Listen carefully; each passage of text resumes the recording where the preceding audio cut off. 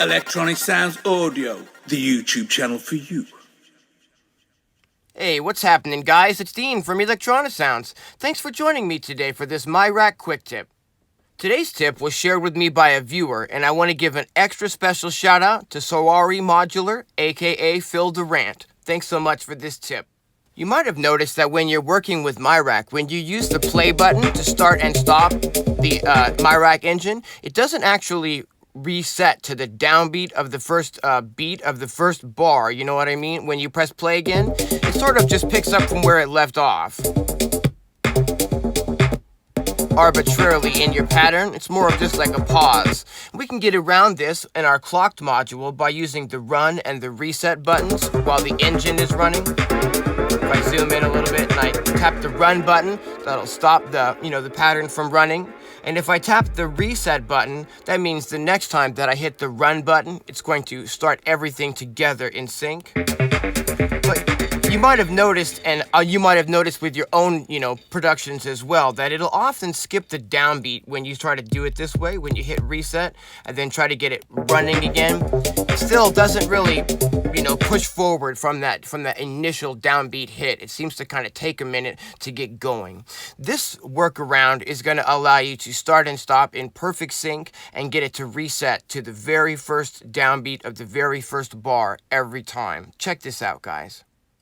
What we actually need is we need a way to hit the reset and the run buttons in our clocked module at the exact same time. And I really appreciate Phil figuring this out for us, guys. What we're going to do is we're going to press the plus button here, and we're going to go down to, let's see here, the NSYNTHI modules.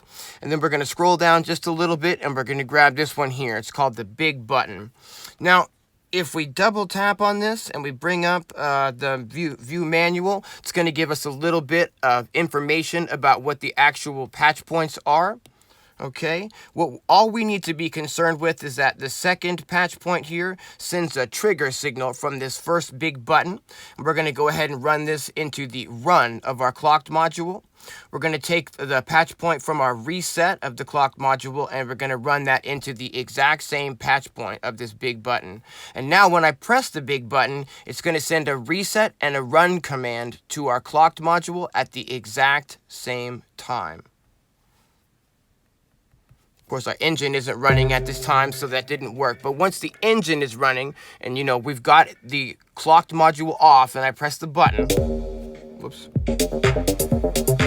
and I press it again, and we stop the clock, and I press it again. And now we're starting on the downbeat every time I press this main button. And we get that very first kick drum. So I can stop the clock. Let my delays, flow out there. And we can start the clock again. Very downbeat each time. Now let's say that, as you're working, you're going to want a way to reset your clock so that if you're adding different sequencers and different LFOs, that you can get those in time super fast. You can just take an output from the second button here, and you can run that into the, take an output from the second button here, and you can run that into the reset input of your clock, although it doesn't seem to want to accept two at the same time. So what we can do is we can take a second trigger out from our first button, and we can patch that into the trigger input of our second button. And now when I press the first button, it's also sending a trigger out and activating this second button. What we can do is we can take the output trigger from that second button and run that into the reset.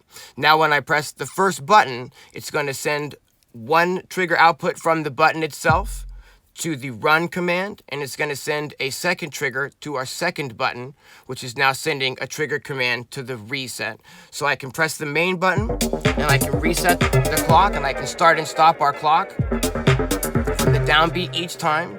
1, 2, 3, 4, right? 1, 2, right at the downbeat. And then if we're running and I don't want to stop the clock, but I just want to get everything in sync again, I can press the second button as a reset button.